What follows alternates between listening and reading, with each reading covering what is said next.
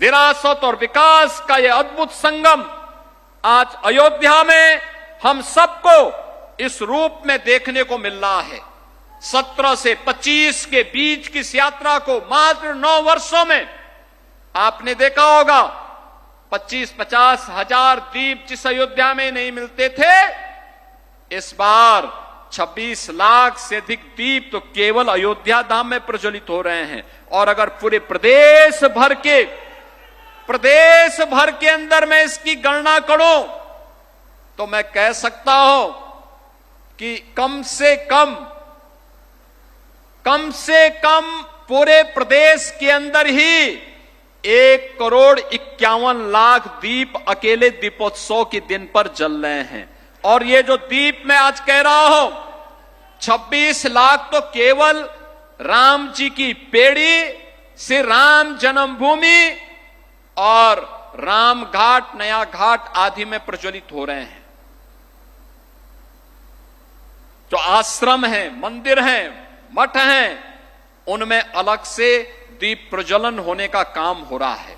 वे अलग से आश्रम वासियों की ओर से, पूज्य संतों की ओर से भगवान राम के आगमन पर, अयोध्या आगमन पर आज जिस भव्य रूप में इस कार्यक्रम को आगे बढ़ाया जा रहा है, यह हम सबके उन संकल्पों को आगे बढ़ाने का कार्य है।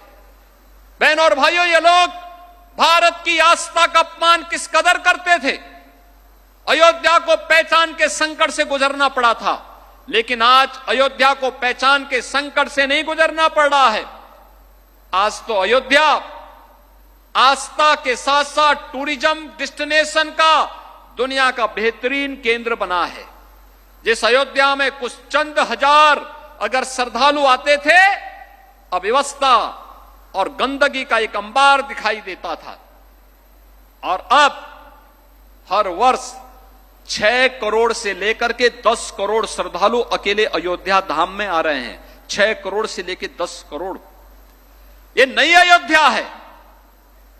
ये अयोध्या जिसको प्रधानमंत्री मोदी जी का संकल्प के अनुरूप हम लोगों ने तय किया है, ये अयोध्या अब दुनिया की वैश्विक आध्यात्मिक राजधानी के रूप में अपने आप को स्थापित करेगी। ये अयोध्या भारत की आस्था की राजधानी के रूप में अपने आप को स्थापित करेगा। अयोध्या में सब कुछ होगा जिसको हम लोगों ने अलग अलग थीम के साथ यहां विकसित करने का निर्णय लिया है।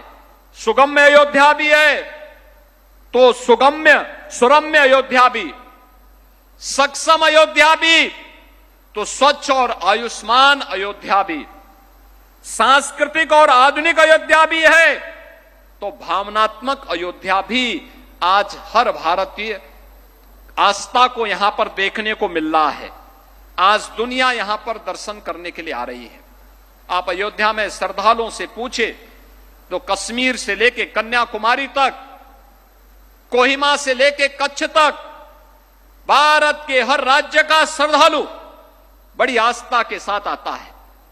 दुनिया के अंदर जहां कहीं सनातन धर्मावलंबी रहता है, वह भी बड़ी आस्था के साथ यहां आता है और दुनिया के इस वैश्विक आध्यात्मिक राजधानी का दर्शन करके अपने आप को गौरव की अनुभूति करता है।